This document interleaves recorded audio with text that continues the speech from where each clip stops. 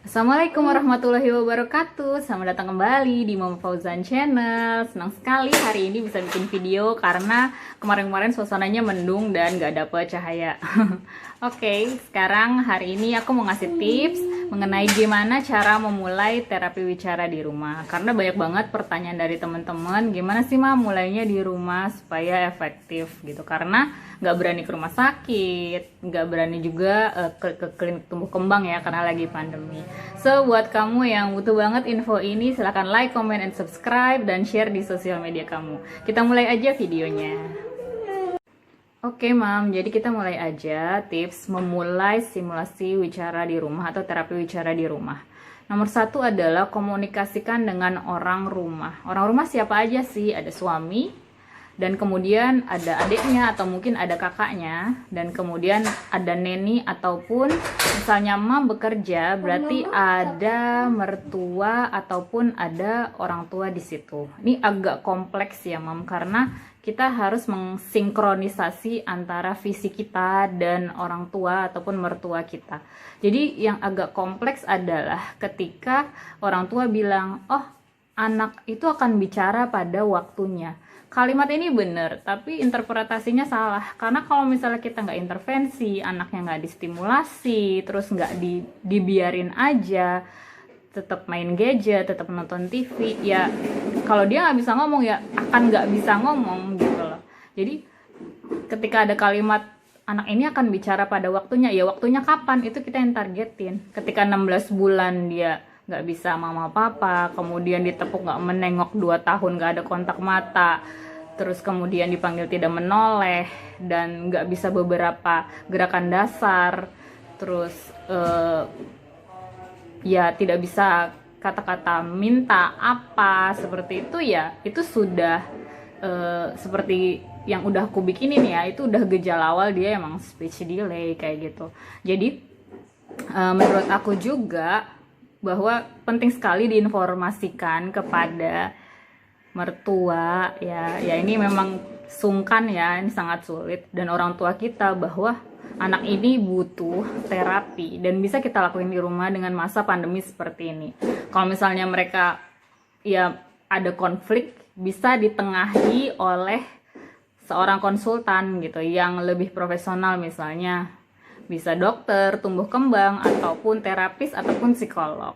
Mungkin kalau ada teman-teman yang nanya, aduh gimana sih mam, ini kayak masih kayak nggak kompak gitu sama mertua karena pengasuhnya mertua, atau nggak kompak sama orang tua, itu bisa kontak aku, DM aku aja di FB atau di IG aku. Nanti aku kasih psikolog Fauzan dulu, namanya Mbak Friska. Mungkin teman-teman bisa aku kenalin dan akan konsultasi online. Jadi seperti ada pihak ketiga yang menengahkan supaya teman-teman tuh bisa mulai gitu terapi wicaranya. Nanti kalau misalnya nggak kompak, anaknya sendiri tuh akan memihak bahwa enakan sama nenek ya, aku bebas daripada sama mama aku, apa-apa nggak boleh, harus inilah harus itu, minta ini minta itu nggak bisa, harus ngelakuin okupasi terapi lah apa segala macam, nanti akan susah mam. Jadi kita semua tuh harus kompak, startnya sama kayak gitu ya. Terus kemudian kalau mau bekerja dan yang namanya diasuh oleh pengasuh, mereka tuh harus di training, dalam artian cara bicaranya harus benar. Anaknya nih diajarin apa aja sih, kontak mata, fokus, okupasi terapi. Silahkan lihat di video-video aku ya mam, itu mungkin video aku bisa di-download dan diliatin ke mereka, oh ini nih caranya seperti ini, atau mam bisa banyak sumber kan dan bisa ngajarin mereka juga. Kemudian kalau mam di kantor, supervisi mereka gitu, jadi 2 jam sekali telepon ke rumah, WA call atau Skype atau apalah, Zoom atau apalah, ya terserah caranya gimana. Pokoknya kita harus make sure bahwa anaknya tuh emang dipegang, nggak dia main gadget sendiri atau nggak dikerjain, atau enggak kalau dia nggak mau sampai di mana tantrumnya gitu, sampai mbaknya nggak kuat nih bu, dikasih nggak ya nggak apa-apa gitu loh. Jadi emang harus tandem gitu sama pengasuhnya kayak gitu ya mam. Kalau misalnya memang sangat kewalahan dan butuh yang namanya orang yang profesional, ya mungkin udah saatnya Mam menghubungi misalnya Profesor Dr. Hardiono misalnya. Itu kan dia beliau kan ada yang namanya konsultasi online ya, bisa antri dari situ. Emang lama, tapi daripada kita aduh nggak tahu lagi Mam, udah kewalahan, nggak ada kemajuan dan sebagainya, kita bisa minta yang namanya pendapat profesional kayak gitu ya, daripada kita selalu berantem sama orang tua atau selalu berantem sama mertua dan gak ada jalan keluar. Sebaiknya kita tunjuk satu orang penengah gitu. Oke, itu tadi komunikasinya. Yang kedua adalah bulatkan tekad untuk tega bersama. Dalam arti seperti aku bilang bahwa anak ini akan didrill gitu ya. Dia akan kita targetin bahwa sekarang 2 tahun dia cuma bisa papa mama, cuma bisa nunjuk-nunjuk. Oke, sebulan ini dia harus bisa apa ya. Jadi seperti biasa, kalau dia minta sesuatu jangan dikasih dulu, kita biarin dia berusaha berbicara 3 menit, dia berusaha kontak mata, tantrum. Jadi selama dia hanya menangis dan tidak membahayakan diri sendiri, saya pikir itu bisa dilanjutin Mam. Jadi kalau dia minta sesuatu seperti yang aku pernah bilang, ayo bilang dulu susu kayak gitu, kita biarin misalnya 10 kali. Oh ya udah, kalau sudah kita kasih. Besok mungkin kita bisa lebih lama, 15 kali. Mungkin kita bisa lebihin tadinya 3 menit jadi 5 menit. Ya nggak apa-apa dia nangis guling-guling, asal nggak membahayakan diri, nggak lempar-lempar barang, nggak jambak-jambak rambut, atau nggak jedotin kepala. Itu sih serem ya Mam, itu harus dipegangin kayak gitu. Itu juga bisa konsultasi ke psikolog kalau sampai tantrumnya itu serem banget. Dan bisa misalnya kayak susu, dia tangan kita kasih ke dia gitu, susu, nanti dia suruh ikutin susu kayak gitu. Itu juga bisa ya. Jadi nggak ada tuh satu pihak yang udah kasih aja, kasihan, itu nggak akan bisa ya Mam. Jadi semua orang harus kompak gitu. Itu yang namanya tega. Dan teganya itu hanya ya sebulan 2 bulan lah, hitungan bulan. Soalnya kalau kita nggak bersikap kayak gitu, nggak akan selesai urusannya. Anaknya nggak lulus ya. Kemudian yang ketiga adalah kita membuat jadwal rutin. Ya, bisa lihat di video aku yang sebelumnya gimana cara membuat jadwal rutin, dan bisa dikondisikan sama anaknya juga. Mungkin punya kakak atau punya adik, bisa disusun di situ. Jadi Mam misalnya besok mau ngapain itu nggak ribet lagi gitu, nggak pusing harus apa, karena semuanya udah disusun. Kalau misalnya mau ngelakuin okupasi terapi yang seperti di klinik tumbuh kembang, mungkin Mam sempet terapi terus kemudian stop karena pandemi, ya bisa aja cari alat-alatnya di toko-toko yang ini ya. Yang ini nanti aku kasih tahu. Aku kasih tahu di description box aku di mana aja bisa dibeli kayak gitu ya. Terus kemudian biar efektif sebenarnya di klinik tumbuh kembang, kenapa sih dia terbatas yang diajarin, karena sebenarnya lebih efektif kalau di rumah gitu loh. Kita sambil ngelakuin sesuatu. Misalnya, apa sih yang dilakuin paling sering di masa pandemi ini? Bahkan untuk orang dewasa. Cuci tangan. Cuci tangan tuh bakalan sering banget dilakuin. Kayak 10 kali dalam sehari. Berarti 300 kali sebulan. Nggak mungkin anaknya nggak bisa kosakata satu pun. Jadi kan itu sequencing ya Mam, itu berurutan. Ayo boy, kita cuci tangan, nyalain keran, bilas tangan, ambil sabun, kayak gitu ya Mam. Terus telapak tangan, gosok ya kan, sela-sela jari, gosok punggung tangan, jempol, dan ujung-ujung jari.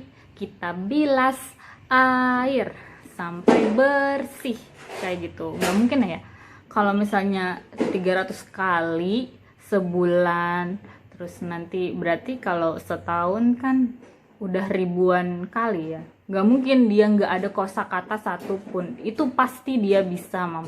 Jadi cobalah dengan kegiatan yang sequencing dan terus menerus, seperti wudhu misalnya, sholat, baca doa sebelum tidur, kemudian yaitu tadi cuci tangan, cuci mainan, cuci sepeda, bantu-bantu kita, itu tuh sangat efektif. Akan ada tuh namanya kata-kata yang nyangkut meskipun tidak sempurna. Jadi kalau tinggal belakang-belakangnya cuci, gampang tuh. Nanti kita ngelatihnya cuci, kayak gitu. Gampang banget. Dia pasti nanti kesananya dia bisa. Kayak gitu ya, Mam. Semangat. Terus kemudian oke, banyak juga teman-teman yang nanya tuh, Mam, videonya banyak tapi mulai dari mana, pusing gitu. Oke, aku akan kasih tahu sistematika video aku, karena mungkin juga aku minta maaf karena susunan playlistnya masih berantakan ya. Jadi pertama yang mesti dilihat itu adalah penyusunan jadwal, terus yang kedua adalah cara berbicara, terus yang ketiga adalah melatih kontak mata. Terus yang keempat bisa dilihat nih okupasi terapi atau latihan-latihannya atau stimulasi bicaranya, ini banyak video-videonya, itu bisa dipilih aja. Kayak gitu ya, Mam, semangat. Atau teman-teman punya banyak banget sih sebenarnya sumber-sumber kayak indonesiamontessori.com, kemudian di Instagram sebenarnya banyak ya. Terus kemudian YouTube juga ada Mami Riu. Terus ada siapa lagi ya? Ada kalau misalnya channel bule itu juga banyak. Aku suka ngikutin namanya Teach Me to Talk. Terus suka ngikutin Learn with Adrian. Terus beberapa mam yang suka homeschooling di rumah kayak gitu, kayak Purple Alphabet, itu juga bagus gitu. Jadi mam cari-cari aja ide-ide dari YouTube juga. Biasanya orang-orang bule juga struggling ya, misalnya anaknya 5, homeschool semua, itu pasti banyak banget tuh kegiatan yang bisa kita ikutin kayak gitu. Kalau okupasi aku sendiri, apalagi buat mama yang bekerja, jadi sebelum bekerja itu sebenarnya tuh harusnya udah nyiapin mau belajar apa atau mau main apa di kayak box gini, Mam. Kalau aku sediain box gini, ini tuh isinya macam-macam. Misalnya ini salah satu contoh aja ya. Di sini ada krayon, terus ada cat air, ada stiker, ada stick es krim, ada Tom and Jerry, terus ada post-it gitu. Ini udah disiapin gitu. Kalau dia nggak mau, ada kotak yang lain, misalnya isinya lilin-lilinan kayak gitu, atau puzzle. Makanan bukan sayang, itu mainan lilin-lilinan kayak gitu. Jadi kalau misalnya dia bosen, kita tuh nggak kayak habis ide gitu. Dan itu emang harus dipikirin dan harus disiapin dari weekend. Jadi dari weekend, jadi untuk seminggu, nanti Senin sampai Jumat karena mau bekerja atau tidak bekerja juga sebenarnya emang harus dipikirin ya. Tapi kalau misalnya nggak bekerja, dia memang bisa kita ikutin di kegiatan domestik, kelebihannya gitu kalau mau di rumah. Makanya bisa lebih cepet gitu ngomong. Tapi jangan khawatir kalau buat mama mau bekerja, yang penting punya support system ya, pengasuhnya, yang penting itu udah di training gitu, jadi nggak ketinggalan dan tetap bisa ngejar seperti itu.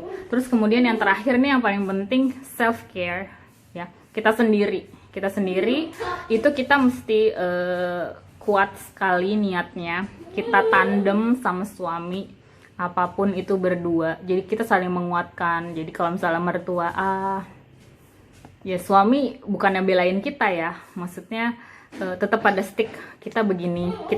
Jadi kita benar-benar nunjukin bahwa ini yang akan kita lakuin sama anak kita gitu. Dengan seperti ini akan ada jalan keluar, harus sabar, konsisten dan segala macam. Agak tegain sebentar itu, makanya mesti tandem banget.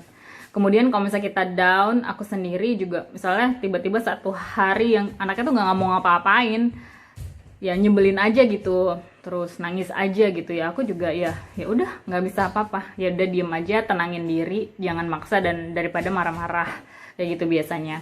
Kemudian aku punya beberapa buku yang bisa dibaca kayak self improvement, itu kayak ada namanya Filosofi Teras, aku pernah ulas bukunya. Terus ada banyak sih buku-buku yang bisa kayak naikin mood kita, bisa menata pikiran yang negatif, yang dari banyak orang yang julid, bahkan dari keluarga sendiri julid, atau tetangga julid, atau netizen julid. Sebenarnya itu bisa kita tata dan gak dimasukin hati, karena kita butuh banget yang namanya sikap pantang menyerah ini gitu, untuk bisa sukses sampai anak kita bicara kayak gitu. Dan yang paling penting juga kita menerima dan berdoa. Jadi kalau misalnya anaknya memang speech delay gitu, ya terima aja, memang seperti itu, jangan denial, karena kita mesti lama sebentar lagi ya, karena kita mesti intervensi, mesti tolongin, kita harus ngorbanin waktu, ngorbanin tenaga, nggak bisa tidur kadang mikirin besok mau apa, harus gimana, kenapa dia begini, kenapa dia begitu. Kita berdoa aja yang banyak, semoga masalahnya bisa cepat selesai gitu. Semoga usaha kita tidak sia-sia. Sebenarnya memang tidak ada usaha yang mengkhianati hasil, atau hasil yang mengkhianati usaha ya. Mungkin aku kebalik, tapi maksudnya kalau kita usaha dengan konsisten, itu pasti ada hasilnya. Oke. Thank you so much for watching ya, Mam. Sampai ketemu lagi di video aku berikutnya, dan jangan bingung lagi. Tapi nggak apa-apa kalau misalnya dirasa video ini juga kurang jelas, tanya aja atau DM aku biasa di Facebook dan IG aku. Sampai ketemu di video aku selanjutnya. Terima kasih. Dah.